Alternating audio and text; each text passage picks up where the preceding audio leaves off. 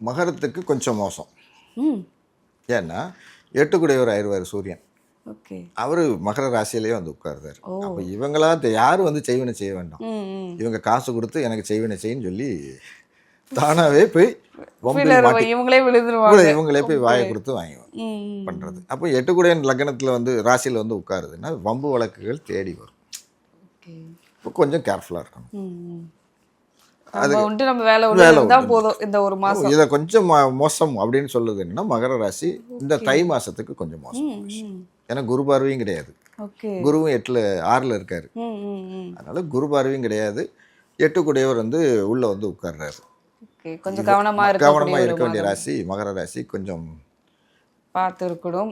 சும்மா போயிட்டு கொடுக்கறது எதுவும் கமிட் ஆகாம கொஞ்சம் உஷாரா இருக்க வேண்டிய ராசி மகர ராசிக்கு இந்த தை மாசம் உஷாரா இருக்கும்.